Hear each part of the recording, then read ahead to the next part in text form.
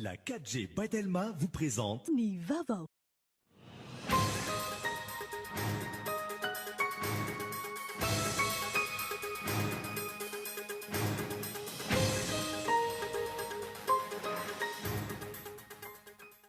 Olona miisa efatra no fantatra fa lavan'ny valanaretina coronavirus eto Madagasikara androany. Miampy 12 ireo vao marina fa mitondra ny tsimikaretina raha ny tatitra tamin'ity androany ity. Ampiasan'ny autoclave lehibe ny CHU roa ao Toamasina vokatry ny fiara-miasa ministeran'ny fahasalamana sy ny PNUD. Anampy amin'ny fandevonana ireo fako medikaly ity fitaovana ity raha ny nambarany ireo tompon'andraikitra. Tapaka taorinan'ny fangatahana ireo mpikambana mpitatitra entana sy fionan'izy ireo tamin'ny ministeran'ny fanajariana ny tany sy ny asa vaventy fa ampitomboana ny fetrany vesatra afaka tanteran'ny fiara vaventy. Niaritra manomboka androany fiovana io ka hatramin'ny faran'ny taona 2024 izao. Tsy maharaka ny fiara fitondrana razana raha ny fanadinana natao tena nivon'ireo toeram-panofana korbiara ireny. Ankoatry ny maty vokatry ny aretina samihafa, maro no namony ainy noho ny valanaretina Covid-19. Eo amin'ny maresaka iraisam-pirenena mandroso ny asa-pikarohana siantifika ao amin'ny laboratoire amerikanina mahakasika ny fitadiavana vaksiny ny valanaretina Covid-19. Miditra amin'ny dingan'ny famaranana ny essai klinika izy ireo ankehitriny. Ny andinindreo avetrany.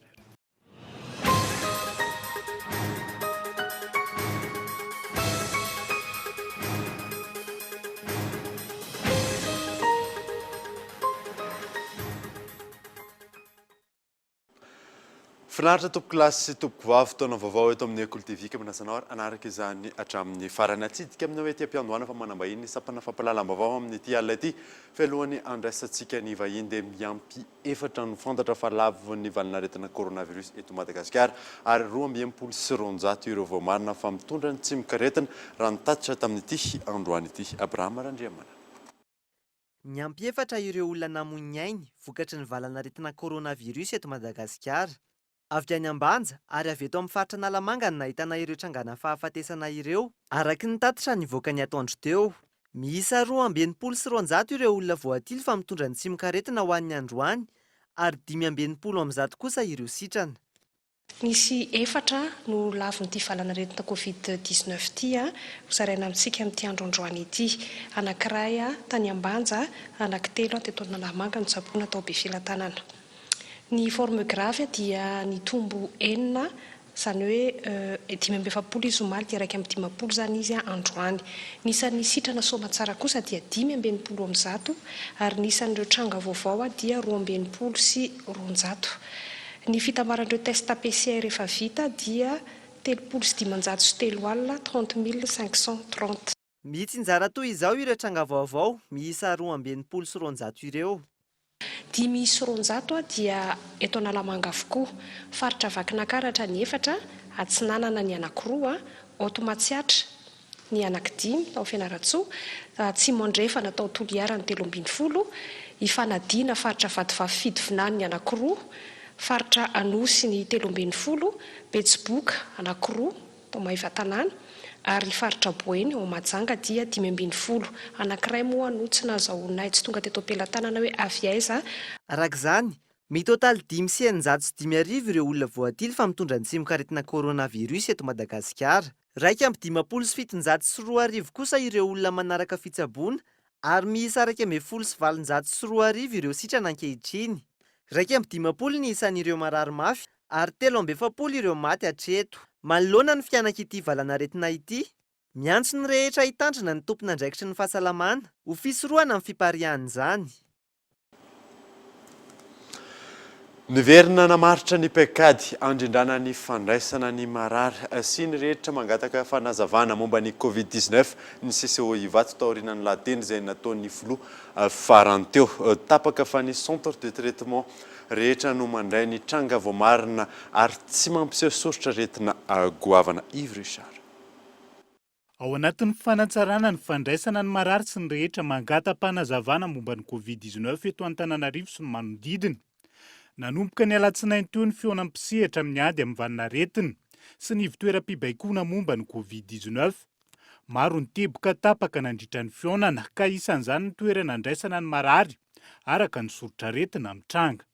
Ny centre de traitement araka ny voalazako teo le etsy amin'ny etsy Mamorivato, le ho atsangatsika amin'ny ex-palais de sport Mahamasina, le ery amin'ny lycée technique professionnel Alarobia, ary le etsy amin'ny village voara Andotapenaka. Ireo dia mandray an'ilay tao hoe ka confirmé fa forme modéré. Izany hoe le tsy tena efa hoe tena fa atahorana hoe forme grave izy le ozy zareo dokotera, fa mbola vitan'le hoe extracteur d'oxygène zay manana fatra 10 litatra. Raha ohatra indray izy ka cas suspect symptomatique, zany hoe zany misy tranga izy zany hita hoe misy sorotsaretina fa tsy tena goavana dia mitovy amin'io ihany. Fa raha ohatra indray izy ka tena hita hoe ka confirmé izy fa forme grave, dia reto daholo no andefasana azy hôpital rehetrarehetra. Iza daholo ireo hôpital ireo? Anosiala, eny amin'ny HGRA, eny amin'ny OMI, eny Befelatanana, ary ao amin'ny Manarapenitra. Namafisy ny mpandrindra nasionala ny CCO Ivato arak'izany fa tsy tokony ho avy eny anivony ivitoerana fandraisana marary sy ny hôpitaly mandray marary ny Covid-19 avokoa ny rehetra, raha tsy izay mampiseho ny sorotsaretina voalaza eo ambony. Nitondra ny fanazabana ihany koa ny makasika ny mpiasa avy amin'ny orinasa afakabo. Voalaza tao fa reny orinasa reny dia misy fiarahana-miasa amin'ny amit na ny OSTI. Dia aza terena satria araka ny voalazako teo, aza terena le olona dia hanao testa aty amin'ny village voara. Fa alefaso aloha any amin'ireny toerany reny zay efa nanao fanarahana taminareo any amin'ny OSTI zany na any amin'ny amit. Dia any manao ny investigation, any no manao ny consultation, ka raha tena hitany voamarina fa hoe tokony Covid ty mahazo an'ity olona ty, dia manaraka n'ireny zavatra voalazako tao rehetrarehetra reny. Raha va forme grave izy dia any amin'ny hôpitaux. Raha ohatra ka hoe zavatra tsy dia misy an'le sorotsaretina izy fa tsy dia forme grave dia ilay centre de traitement zay milazaina teo. Tanjona ny any amavanana ny filaharam-be izay mety hanafaingana ny fiparitahan'ny valanaretina eny anivon'ny toeram-pandraisana ny marary ny Covid-19 isan-tokony. Eo ihany koa ny hanavahana aty am-piandohana ny ahina mitondra ny tsimokaretina Covid-19 sy ny marary hafa. Tsy ny fanatonana toeram-pitsaboana indray no hanamafy ny fiparitahan'ny valanaretina eto amintsika. Manambahiny ny sampana fampalalam-bavao amin'ity alina ity tsy izany fa général de division Rarjon Sideranirina zay coordonnateur général ny centre de traitement Covid-19 amin'ny palais des sports Mahamasina. Miarabanao tonga soa eto amin'ny fampalalam-bavaon'ny Cool TV. Fatatsika moa amin'izao fa tafiditra anatin'ny ady sarotra ny firenena amin'ny fiatrehana amin'ity valanaretina Covid-19 ity. Misy ny paikady vaovao amin'izany ka ny fisian'ny plateforme nationale de gestion sanitaire du Covid-19 zay ao amin'ny lapan'ny kolontsaina. Inona no hoe mahasamihafana io plateforme io amin'ny hafa, zany hoe ohatra hoe ao amin'ny CCO Ivato, ny RMA ao Analakely. Miarabanao ary misaotra anao nametraka ny fanontaniana. Misy tokoa ny paikady vaovao zay napetraka, ary misy an'io plateforme digitale moa zany fiantsonay azy malakilaky. Tao Analakely any izy io teo aloha no niasa, ary io dia miara-miasa ihany koa amin'ny CCO eny Ivato. Fa ny andraikitra anjareo fotsiny angamba no amin'izao no azo lazaina hoe nampitomboana bebe koa mba ahafahana miatrika tanteraka ny ady amin'ity coronavirus ity. Ny voalohany amin'izany dia zareo ao zany afaka manome ny isan'ny hôpitaly ao amin'ny isan'ny fandriana any amin'ny hôpitaly rehetrarehetra zay mandray marary eto Antananarivo isan'ora. Zany hoe mahafantatra zany zareo hoe ohatra ao amin'ny hôpitaly ao amin'ny CCO Ivato, eny Ivato misy fandriana malalaka anankitelo ohatra. Dia amin'izay fotoan'izay afaka hoentina makany le marary zay mila ampidinan'ny hôpitaly. Iry zareo zany efa afaka mahafantatra an'izay isa zay ary tena isan'ora zany dia tavavoaka foana zay isa zay mba ahafahana mitondra an'ireo marary amin'ny toerana zay tokony andehanany. Faharoa manarak'izay ny asan'jareo koa zany dia ao anatin'izay le investigation zay ataony dia manara-maso ihany koa izy ny amin'ny alalan'ny anjo tarby ireo marary rehetrarehetra zay efa déclaré hoe positif. Ary amin'izao tsika amin'ny teny zao nanomboka tamin'ny lahady ka hatramin'izay ny androany dia ataontsika eo amin'ny 1775 appel io zany efa atao anaraha-maso an'ireo olona positif na reo olo reo any an-tranony na reo olo reo any amin'ny toerana zay any amin'ny hôpitaly zay andraisana azy dia afaka manara-maso an'izay reo ao anatin'izay koa zany rareo dia afaka manao transfert na marary raha ohatra ka hoe misy marary tokony hoentina any amin'ny toerana zay efa kagrave ohatra efa nisy zany 5 ohatra ny transfert zay efa vita sahasahala amin'izay zany no asa endraketany plateforme digitale io zay eo amin'ny palais des sports ao Mahamasina no misy azy ankehitriny. Ao anatin'izay ihany koa nareo ambany fiahin'ny ministeran'ny fiarovam-pirenena fatatsika raha ohatra ka hoe ady amin'ny resaka hoe aretina zany dia ministeran'ny fahasalamana no miandraikitra an'izay voalohany fanipaka ve ny asanareo sa miara-miasa ahoana tena fandehany? Tsy mifanipaka velively fa azo zany hoe tena mifameno satria araka ny voalazako teo ady iraisana moa izy ity dia mifameno tanteraka ny asa zay ataony ministeran'ny ary tena manampy ny ao amin'ny ministeran'ny fahasalamana satria raha araka efa lazaina nomaly iny zao dia hoe ny CSP2 rehetrarehetra dia efa miasa zany hoe raha misy marary zany tonga amin'le CSP2 ka ilaina le olona ho ampidirina hôpitaly dia izay no antony anisany anankiray nananganana an'le centre de traitement covid ao palais des sports afaka mandray marary zany ny ao amin'ny centre rehefa amin'ny tonga fotoana isokafana io centre io sahasahala amin'izany no isa ohatrany hoe fifamenoana ao anatin'le izy ary ao anatin'izay koa ny fitaovana rehetrarehetra zay ampiasainao ao amin'ny centre de traitement io dia nisy ny ankabeazany fitaovana zay avy any amin'ny CCO ny fanafody ohatra dia be dia be ny avy any misy koa fitaovana zay nomeny ny ministeran'ny fahasalamana misy ny fitaovana zay nomeny ny ministeran'ny energia misy fitaovana maro samihafa zany amin'ireo fitoeram-panjakana zay apetraka miasa ao dia zay no ataoko hoe tena mifameno sy mifanampy araky ny politika zay efa napetraka ny fanjakana amin'ny ady atao amin'ny coronavirus. Ahoana kosa ny mahakasika an'ireo hoe dokotera mpitsabo miaramila hiparitaka amin'ireo hôpitaly sy hoe CSP2 ve izy ireo? Ny hôpitaly ny dokotera miaramila tsy hoe miparitaka amin'ny CSP2 akory fa ao amin'ny hôpitaly miaramila misy ny aty amin'ny CNSO zay efa mandray marary ihany koa misy ny dokotera miaramila miasa any misy koa ny amin'ny DCC mo Paibe zay misy ny efa misy dokotera miaramila koa miasa ao ary ao amin'le centre de traitement covid au palais des sports dia miaramila daholo ihany koa zany manomboka hatrany amin'ny mpitsabo ka hatrany amin'ny mpitsabo mpanampy ary ny olona rehetra zay miasa ao anatin'io dia miaramila daholo no hiasa ao amin'le centre de traitement covid ao amin'ny palais des sports. Ary mety manantona isa tokantrano ve izy ireo mpitsabo ireo sa hoe ao anatin'le centre misy nareo ihany? Le zareo ao amin'ny centre de traitement covid tsy manantona isa-trano fa kosa zareo amin'ny plateforme plateforme digitale no arakaraky le antso an-taroby dia reo zareo reo no afaka mandeha makany amin'ny toerana zay misy an'ireo olona zay miantso hijerevana an'le olona raha tokony hoentina le olona na fampiantso an-taroby zany amin'izay traitement hoe manao traitement le olona dia zay no ataony ao amin'ny plateforme araky ny valazaiko teo reo indray zany no afaka mihetsika mandeha makany amin'le toerana zay misy an'le olona zay hoe hita fa hoe marary ny hoe manana sotra aretina. Raha zay no hoe mahakasika ny hoe fitretenan'ireo marary ahoana kosa ny hoe fisorohana raha vao mety manao an'izay fisorohana zay ve ianao satria fatatsika zao fa misy ihany fivezivezena eto Antananarivo ohatra dia inona ny mety misy andraikitry ny avy ao amin'ny centre de traitement ve zay? Ny ao amin'ny centre de traitement zany tsy dia tena hoe fisorohana angamba fa ny olona tonga ao zany zay raisinao hoe olona efa tena hoe marary misy ny sorotra aretina dia ohatran'ireny hoe hôpitaly reny dia misy ny fitsaboana misy ny traitement zay omena andreo marary reo fa ny fisorohana ndraika miaramila koa mandray anjara ao anatin'le fisorohana fa indray efa tena sampana hafa misy ndraiky io zany no manao ny fanetahana sy ny fisorohana mba tsy hitaran'le valanaretina. Ankasainao mon général vahiny teto amin'ny sampana fampahalalam-baovao tamin'ity hariva ity sy nitondra zay fanazavana mahakasika zay plateforme nationale de gestion sanitaire du Covid-19 zay. Misaotra indrindra tompo. Zay ny amin'iny fa ampiasan'ny autoclave lehibe ny CHU roa ao Toamasina vokatry ny fiara-miasan'ny ministeran'ny fahasalamana sy ny PNUD hanampy amin'ny fandevonana ireo fako medikaly io fitaovana io raha nambaran'ireo tompon'andraikitra fanadina.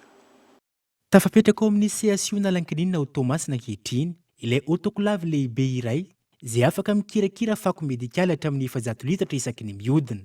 Ankoatra ny fandevonana ireo fako medikaly ireo azo kirakiraina amin'ity milina ity ihany koa ny fanodinana ireo fitaovana fampiasa amin'ny fitsaboana ireo aretina mora mifintra ho azo averina ampiasaina indray amin'ny zavatra hafa rehefa avy ny diovana.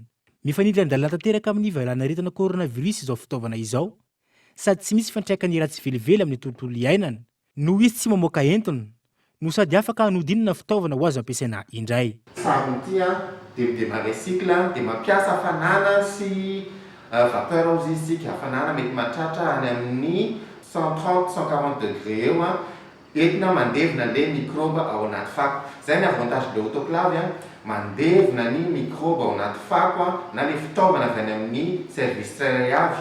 Zany hoe stérile zany ny zavatra mivoaka avy ato amin'ny autoclave madio. Tsy misy risque ho an'ny environnement, tsy misy risque ho an'ny mpiarabelona. Zay mahasamihafa azy amin'ny incinération. Marihana fotsiny alohan'ny fampiasana ny autoclave dia misy test atao isan'andro isan-kerinandro isam-bolana jerena ny fonctionnalité an'le machine ity, misy test biologique, misy test na microbe ohatra zany. Ity fitaovana ity raha teo no iantoka ny fanodinana ireo fitaovana avy nampiasaina sy fandevonana ireo fako medikaly. Avy eo nivo ny CSU mora feno sy nivo ny CSU analan-kininina ao Tomasina ao. Ty autoclave ity dia vokatra ny fiarahamiasa avy amin'ny PNUD tafiditra anatin'ny projet atao hoe UPOPS. Satria fahitany zareo azy le incinération fampiasa taloha dia iny efa manimba ny tontolo iainana. Dia ty autoclave ity nisy ny fampiofanana nandrisy ny herinandro tato amin'ny CSU iny narana tamin'ny médical international ny PNUD ny technicien avy any ivelany izay natao avy amin'ny vidéoconférence. Zany hoe mampiasa ny fifandraisan-davitra amin'ny alalan'ny ordinateur dia zay no natao dia misy ny olona nampiofanina teto rehefa vita ny installation ny autoclave niaraka tamin' zareo. Amin'ity autoclave ity ihany koa dia tsy ny fako avy ato amin'ny CSU analan-kinina ireny no afaka traitena ato fa maka ny fako avy any amin'ny CSU mora feno koa izay satria efa nahazo fiara fitaterana fako avy any amin'ny projet UPOPS tafiditra amin'ny PNUD izay. Miato araka izany ny fampiasana ny insérateur rehetra na ireo fitaovana fanodorana fako teo aloha raha vantany vao amperinasa tanteraka ity fitaovana vaovao ity no ity farany manaja ny tontolo iainana sy mamaly kokoa ny filamina izao vanim-potoana ny coronavirus izao. Aoriany ny fahazoan-dalana avoaka ny ministera ny fahasalamana antenana fa amperinasa avy hatrany ity fitaovana ity efa voninara teo ireo teknisiana ikirakira ny fampidonana azy raha ny nambaran'ireo tompon'andraikitra. Olona maro no nitandahatra nanantona ny CSB2 heny anivon'ny fokotany tamin'ity androany ity. Ny fahitan'izy ireo fa misy ny soritra retina no antony nanantonana ny tobim-pahasalamana ao Riflori. Taorian'ny fanambarana nataon'ny filohan'ny Repoblikan'i Madagasikara ny alahady lasa teo. Vahoaka maro no hita nitandahatra teo anivon'ny tobim-pitsaboana fotina ny CSB teny anivon'ny fokotany nanomboka androany. Raha ny nambaran'ireo mponina manatona ny tobim-pitsaboana fototra ireo ny fahasapan'izy ireo fa misy nireo fambarana mahakasika ny valanaretina coronavirus no antony nahatonga azy ireo nanatona ny tobim-pahasalamana ary naneho ny fahavononany izy ireo mahakasika ny fanarana ny fitsaboana. Miasa ny anton'ilay raketo dia hitanareo za zany nanao test arteriel deuxième dia mivaly ilay izy dia mitendry zareo hoe dia niantsana ilay dokotera zany hoe ianao izy positif négatif fa mila mamerina ianao fa manjavozavo izy mazava tsara. Dia za aloha talohan'izao nampanisako nanaovako test zao mihinana 7 jours efa indroa taona zao navita an'ilay 7 jours. Dia za zany tsy misy fambara fa mivavony fotsiny ohatrany mararirary. Dia zay no nahaverenako ety dia hitaraina amin'izany mihitsy hoe ety amin'ny CSB misy fanafody mandray an-tanana ho an'ireo olona marary asiany mihinana vitamine C manety 6 dia manao eva. Zay zany natory ny dokotera aloha mandrapa fa mbola asiany mamerina dia zay no nakanisako tety. Ohatrany anahy manokana zany ohatrany misy poapoaka ohatrany sy dia maheniheny fofona zany dia zay mahatonga na hoe andeha hilahatra eto. Manina ny antony hoe CSB2 fa tsy teny amin'ny fitinana? Satria ny filoham-pirenena nanao fanambarana tamin'ny raha iny hoe afaka mandeha any amin'ny CSBD nareo manao fitsiliana. Raha ny tianay dia hoe manome vahaolana zareo hoe fanafody amin'izay sotsokaretina misy aminay izay. Andehanao test ka, ny andehanao test dia valiny test any nanao fanafody. Nanao test ihany aloha dia rehefa amen'zareo fanafody dia hohanina rehefa eo. Fantatra atreto fa mandray ireo olona manana fiahiana avokoa ireo CSB eto Antananarivo renivohitra ary efa tonga eny an-toerana avokoa ireo fanafody rehetra ilaina raha ny fantatra. Mandray sy mitsabo ireo marary misy soritsaretana COVID-19 ihany koa ny eo anivon'ny CSB ireo ankoatra ny asa fitsaboana andavanandro izay fanaony. Hizahany marary ireo mpitsabo mba hahafantarana sady ny soritsaretana COVID-19 no mahazo ny olona na tsy. Horaisina eo anivon'ny CSB2 zany izay misy avarambe folo mety eo Antananarivo renivohitra.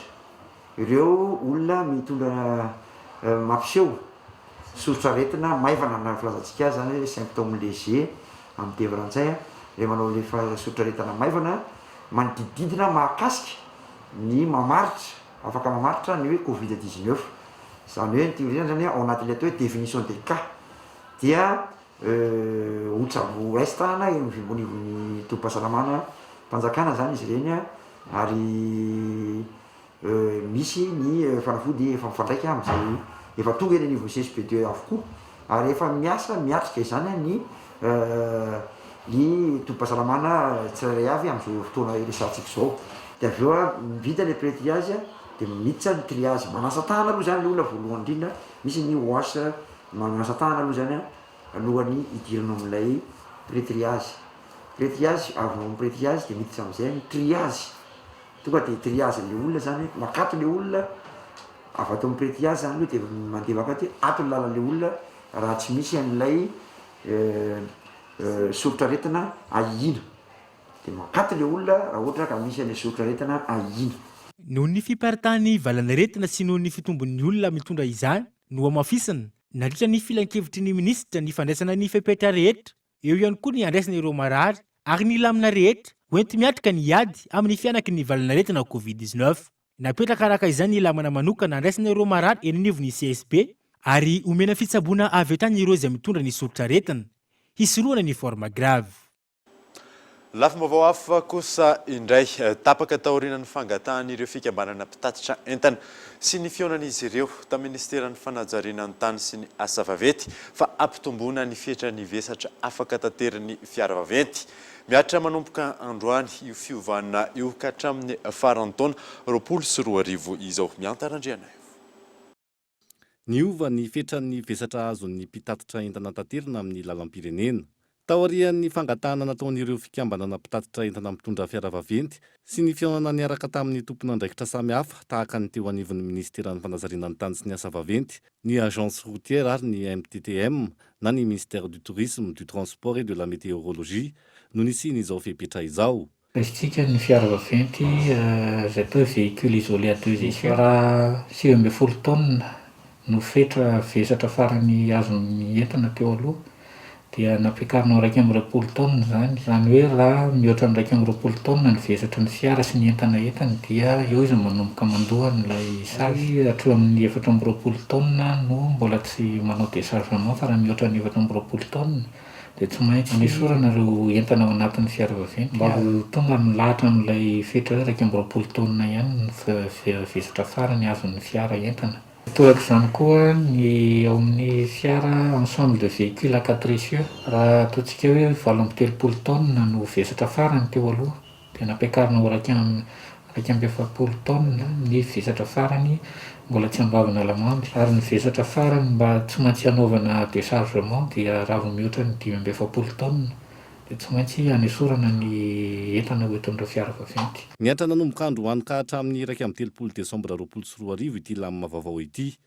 Tanjona ny hanoanana ireo mpitatitra entana amin'ny alalan'ny fiara lehibe mandritra ny famihana ara-pahasalamana. Mametraka concurrence aminazy zany ny fourgon izay mitatitra eto amin'ny route nationale sy ny transporteurs nationaux lasa mivadika transporteurs nationaux de voyager lasa mivadika mitondra entana.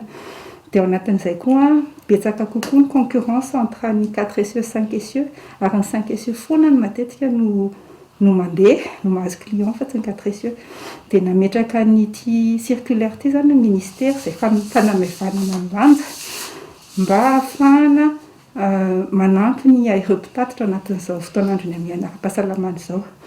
Marihana nefa fa na dia eo aza ilay fanamevanana efa somary mihoatra ny lanja izay zakany ireo fotodrafitrasantsika ireo anisan'izay ny tetezatra izay vofetra 420 tonnes ny tokony ho zakany. Dia tsara foana zany no miezaka mitandrina an'izay fepetra izay na dia misy azany ty lalàna napetraka fa nitarana lanja tamin'ny anaran'ny taratasy napetraka ty. Entitra ankilany ny fanaraha-mason'ny fampiarana io fepetra io. 20 isanjato ny tahany sazy miatra amin'ny mpitatatra raha toa ka tsy manara-dalàna.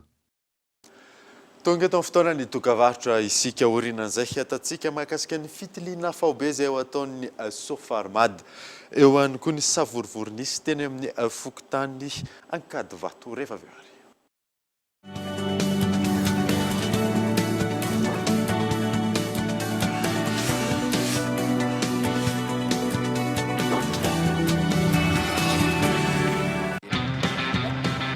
Oui, appel vers tous les opérateurs.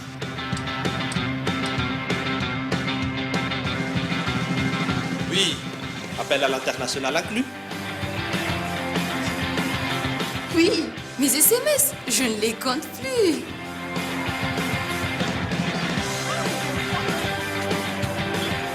Et oui, l'Internet à la vitesse 4G. 0,5 arrières par seconde vers FAF et Club First. 1 arrière vers Telma et 3 arrières vers les autres opérateurs. Vous aussi, soyez First. À partir de 10 000 arrières, First Premium. Et découvrez toute la gamme First sur www.telma.mg ou rendez-vous en Telma Shop. Telma, Safid numéro 1 Malagasy. Lame bic, maranch, tsy mety arafesina, mateza.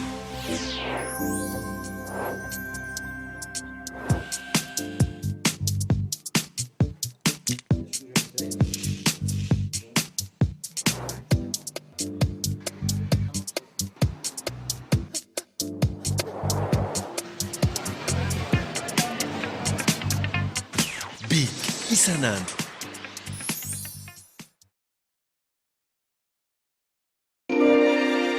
Zao e, mahay mandeha ny zanaky dada Sineny.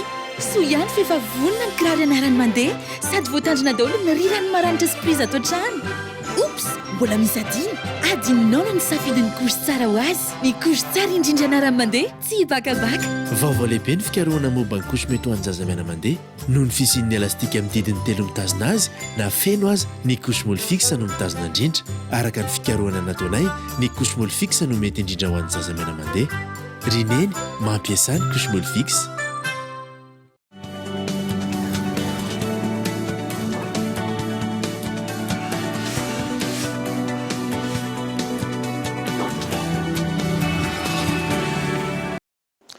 Vereneto amin'ny fampalalam-bavao isika. Ananateraka fitiliana faobe momba ny coronavirus senanivon'ny orinasan'ny Sofarmad. Anampiana ny fanjakana amin'ny ady amin'ny ity valana retina ity. Isy ny fiara-miasa amin'ny mpitsabo tsy miankina amin'ny fanantanterahana izany fanadina. Anampiana ireo orinasa amin'izao fotoana ny amena ara-pahasalamana izao. Anatanteraka fitiliana faobe na dépistage massif momba ny Covid-19 ny Sofarmad. Itsika izay ao anatin'ny tetikasa tacle na tous anti-Covid-19 les entreprises. Izy ity zany no ny fahitana fa anisan'ny stratégie mahomby indrindra zany ny déploiement test dépistage. TDR le ataon'ny Sofarmad, test de diagnostic rapide moa zany le izy dia izy io test hijerevana an'ilay atao hoe anticorps. Dia entreprise no nanomboanay an'ity hetsika ity tanatin'izany resaka izany mihitsy hoe aleo fantatra daholo hoe iza no porteur dia iza no tokony atao prise en charge. Voalohany aloha le izy le prix-any atao accessible mihitsy, natao mora le izy nefa tsara ny kalitao, natao mora le izy mba ahafahan'ny vahoaka malagasy rehetra sy ny entreprise misitraka an'le izy. Mifanindran-dalana amin'ity hetsika ity, misy ny plateforme ampiasaina antsoina hoe GOMED ahafahana manamora ny fitsaboana ny Covid-19 ho an'ireo izay mitondra ny tsimikaretina. Fa ny tena zavatra ngeda be zany ho proposen'ny Sofarmad amin'ity hetsika ity dia les services d'accompagnement. Zay zany tena zavatra ngeza indrindra.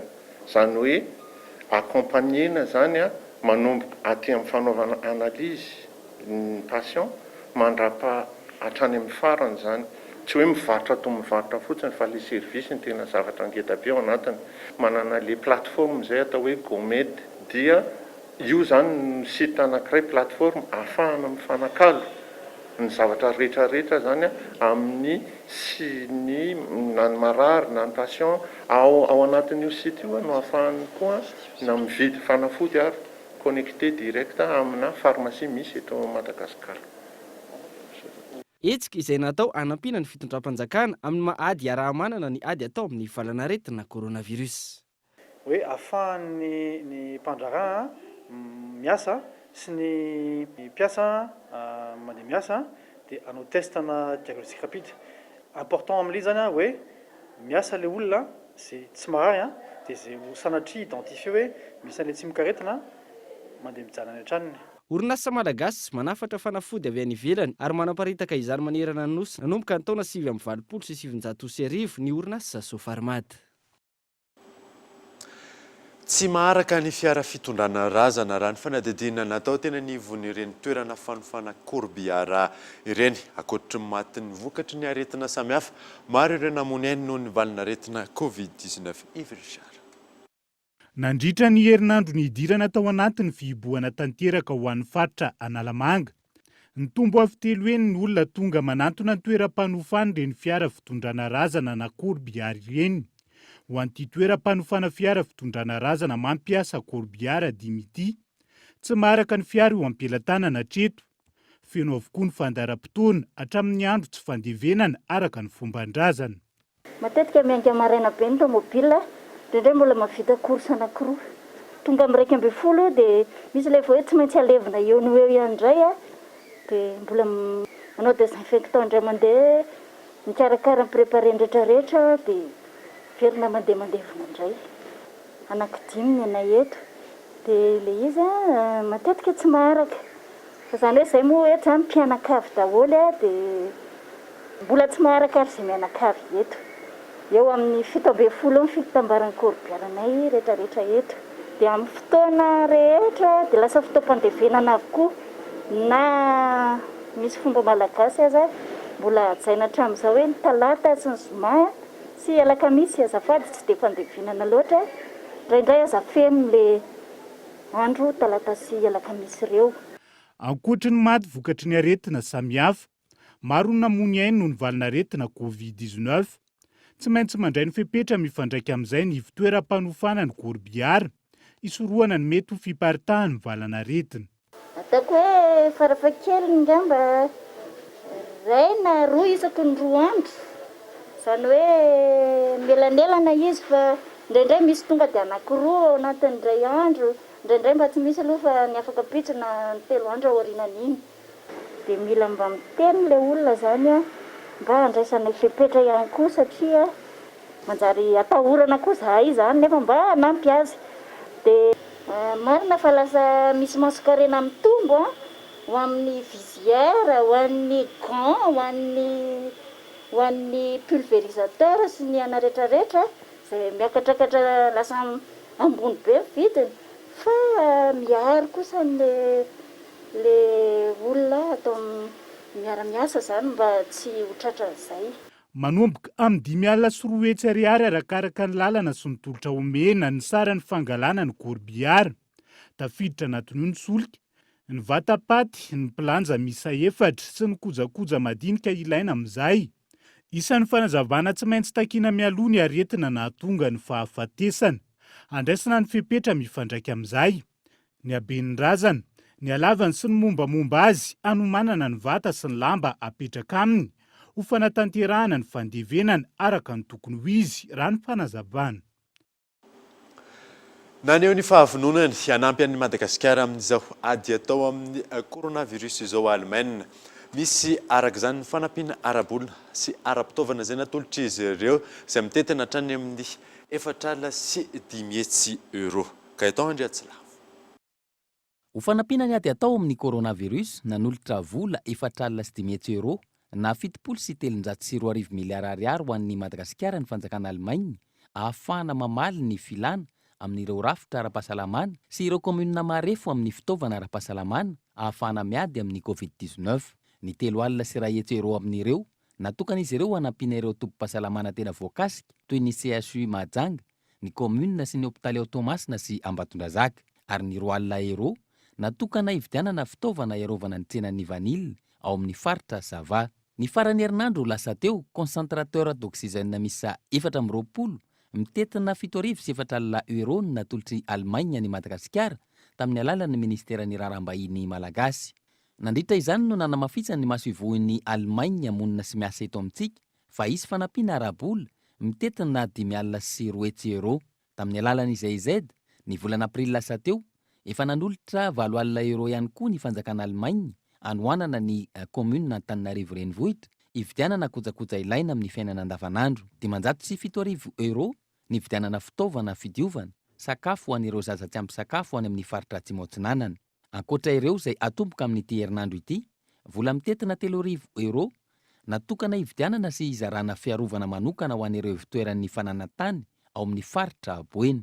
Nanomboka ny voalohan'ny volana Jolay tsy ahivina, i Allemagne no nitarika ny Conseil de l'Union Européenne na ny filan-kevitry ny vondrona Europeanina ho an'ny enim-bolana manaraka. Any Ambanja kosa indray dia tsy ampy ny fitaovana ampiasain'ireo mpitsabo mandray an-tanana ireo marary ny coronavirus ho ny solombavamboaka voafidy any an-toerana na eo aza ny ezaka sy fanampiana rehetra izay efa nataon'ny mpitondra fanjakana eto Andriatsilavo.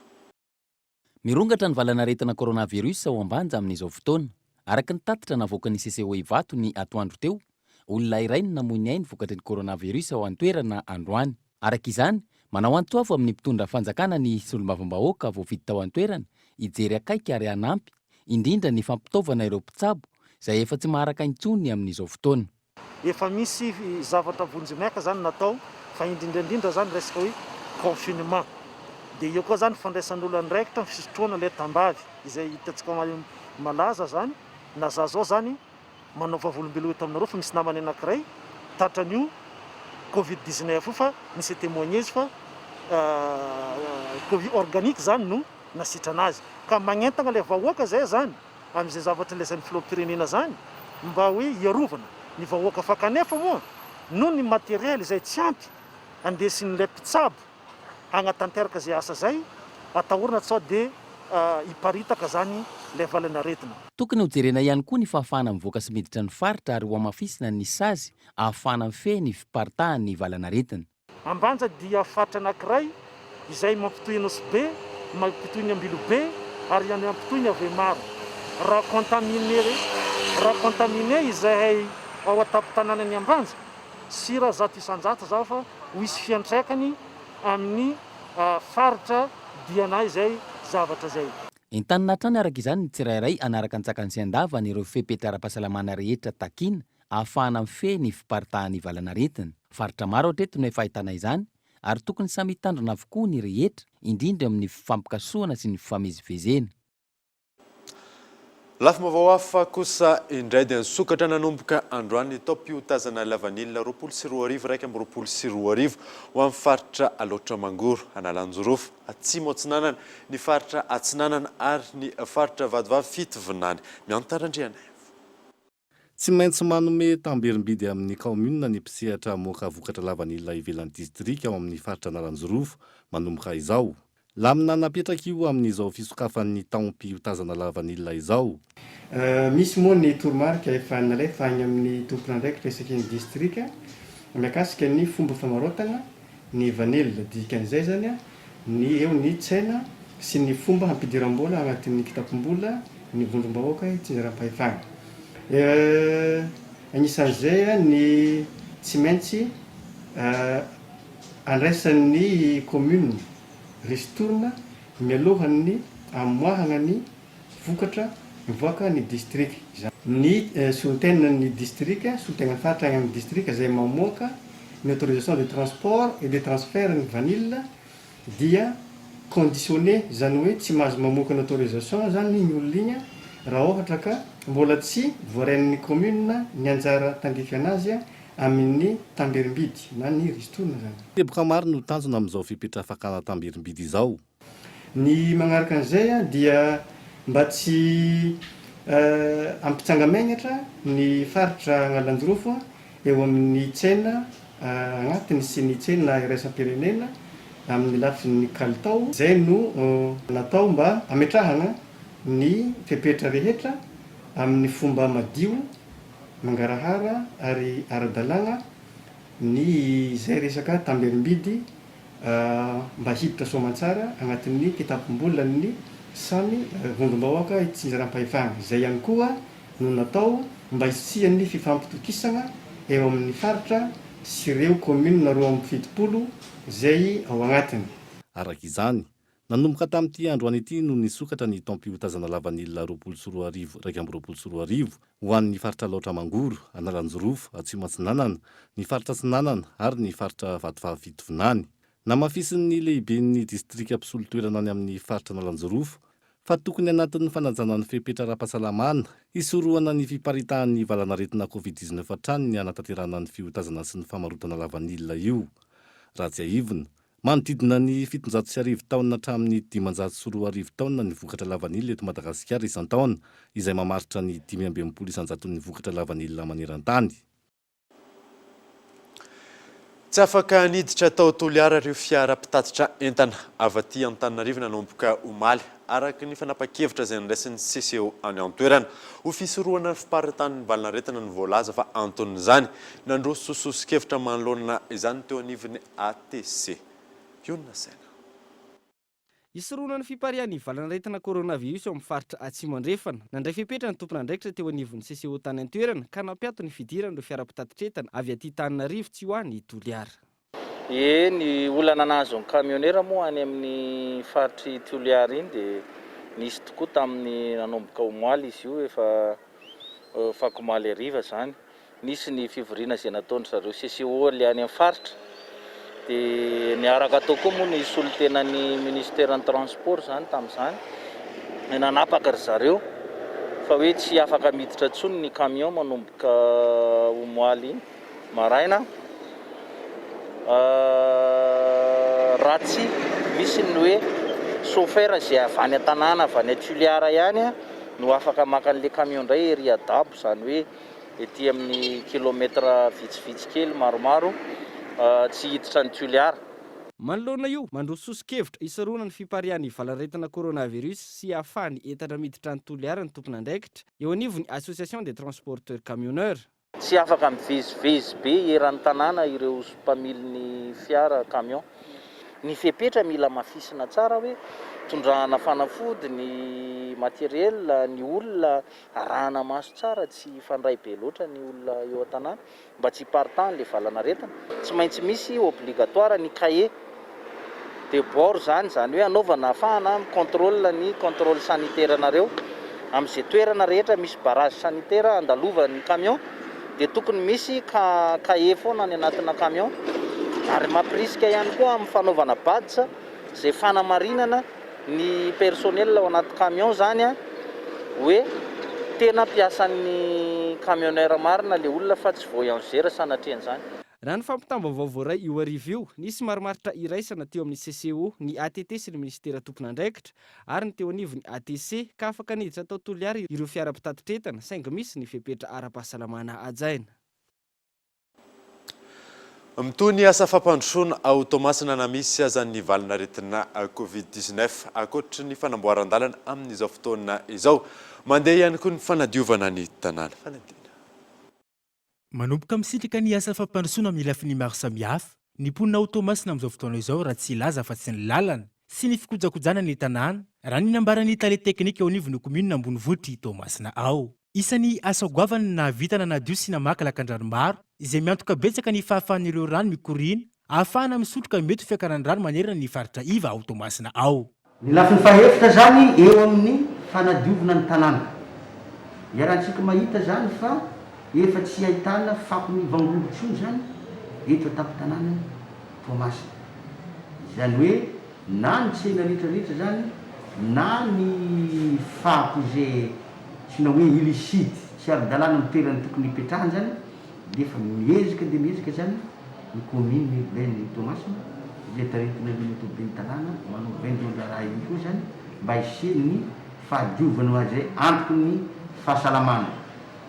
Ka ny fanadiovana ny tanàna manontolo zany no tanjona tindrena zany hoe tamatavy madio lavitra ny fako. Amin'izao fotoana izao efa betsaka ireo fokotany misitraka ny faharitrin'ny rano miondrana eny amin'ny tanàna sy ny lalana.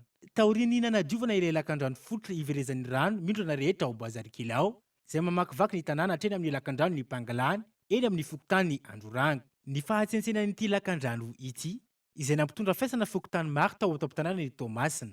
Zava-dehibe ho ireo vahoaka any an-toerana ny asa tahaka izao mba hialana amin'ny tondra-drano izay pahazo azy ireo.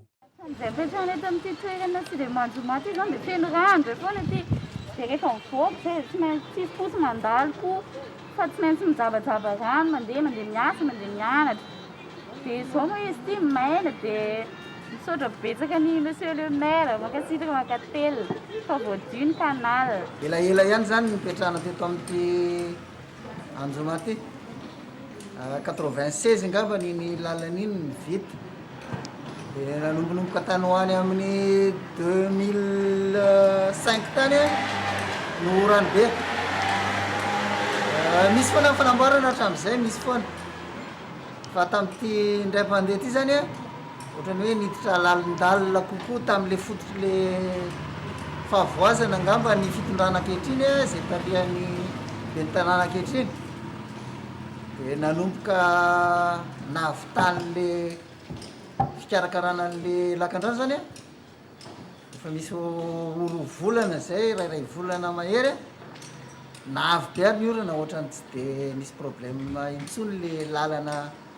Raha ny fantatra efa vita ihany koa amin'izao fotoana izao ny ampahandalana izay efa natomboka andro vitsivitsy lasa izay niarahan'ny ministeran'ny fanajariana ny tany sy ny asa vaventy sy ny teo anivon'ny komini ambonivohitry Toamasina ao. Nitrangana saforivory teny amin'ny fokotany Ankadivato ny maraina teo. Antony lazain'ireo mponina ny tsy fahazahoan'izy ireo fanampiana avy amin'ny fanjakana no ataony sy fokotany. Fandaminana no natao kosa hoy ny teo anivon'ny tompon'andraikitra io na saina. Nikorontana ireo mponina tao amin'ny fokotany Ankadivato ny maraina teo noho tsy fahazahoan'izy ireo ny fanampiana avy amin'ny fanjakana hiatrehana izao fihiboana izao. Mangataka zany zay fa zay mbola tsy nahazo an'le tosika fameno, tosika vatsin-tsinjo 100 000 ariary dia tonga indray zao nitenenin'ny président anay zany tamin'ity hoe mihiboka daholo dia efa mihiboka izay rehetrarehetra dia misy jeton hoe hozaraina dia mba mangataka izay zany hoe mba ho tonga eto amin'ny fokotanina tanina Sainte Marie ilay izy satria izay firaisana voalohany dia hatramin'izay zany mbola tsy nahazo an'le tsisy nininina azonay mihitsiny. Efa amin'ny président anay teneniny izy dia hoe nga misy an'izany ozy izy fa mbola miandry amin'ny farany foana tsika fa aza maimaika ozy zao ary izy miletika ao an-trano tsy hita hoe aiza tsy hita hoe aiza tsy fantatra hoe marary sa manino. Ohatrany tsy rarahina zany le vahoaka malagasy. Manoloana izay fiampangana azy izay nanambara ny sefokotany fa miankina amin'ny fandaminan'ny fanjakana sy ireo tompon'andraikitra isa-tokony ny fahatongavan'ireo fanampiana ara-tsosialy. Fa io dia fandaharam-potoana ny fanjakana ihany no mizara ny zavatra avy ihany. Ao ko fantatry ny olona mponina eto fa androany dia androany dia ny antso an'ny lehibe anay dia laza izy fa ny premier arrondissement dia voafokotany 3 isan'andro no omeny ny commune ny ireo ticket izay akana zavatra isaky ny mpivarotra eny amin'ny fokotany. Raha tsy ivana ny nambaran'ny tompon'andraikitra eo anivon'ny centre régional de commandement opérationnel eto amin'ny faritra Analamanga. Fianakaviana marefo manodidina ny 7,4 sirahetsy no voasoratra anarana tamin'ny tosika fameno andihany voalohany ary ny 3 sirahetsy tamin'ireo no nahazo ny fanampiana. Ireo fianakaviana marefo misy 5,4 tsy nahazo tamin'izany no atao laharam-pahamehana amin'ity andihany manaraka ity ary miampy ireo fianakaviana marefo misy 4 nanao fitarainana. Arak'izany tsy nisy intsony ny fisoratana anarana vaovao tamin'ity andihany ity fa ireo fianakaviana marefo manodidina ny 5,4 efa voasoratra anarana no isitraka ity fanampiana ara-tsosialy avy amin'ny fanjakana ity. Maresaka iraisam-pirenena mandroso ny asa fikarohana siantifika amin'ny laboratoire amerikana mahakasika ny fitadiavana vaksiny ny valina retina COVID-19 miditra amin'ny dingana famaranana ny essai clinique izy ireo ankehitriny fanadina. Isan'ireo toeram-pikarohana siantifika nanao ny andrana amin'ny olombelona mikasika ny vaksiny hiadiana amin'ny valana retina COVID-19 ny laboratoire Moderna any États-Unis ny volana Martsa lasa teo. Miditra midingana famaranana ny andrana klinika ity toeram-pikarohana ity ankehitriny ary antenainy izy ireo ny fahombiazana amin'izany. Hatreto nahitana vokatra tsara ny andrana natao tamin'ireo tanora mitondra ny tsimon-karetina nandritra ny dingana voalohany. Tao aorian'izay nanapa-kevitra ny hanao ny andrana amin'ireo olona efa nahazo taona izy ireo. Ilaina hoy ity toeram-pikarohana ity ny fitandremana amin'ny fanatanterahana izany no ireo olona ireo izay voajikajo marefo ara-pahasalamana. Manodidina ny 3 alina ireo olona natanterahana ny andrana amin'ity dingana famaranana ity. Arak'izany, ity no andrana voalohany natao tamin'ny olona betsaka indrindra ho fitadiavana ny vaksiny manoloana ny valanaretina coronavirus. Maily kosa ireo mpikaroka siantifika eo anatrehan'izany amin'ny ankapobeny mantsy mety hiteraka voka-dratsy amin'ny fahasalamana ny vaksiny toy itony. Dia izay mamarina vaovao tamin'ity androany ity, hankasiany ianao nanaraka izany soava tsara tao.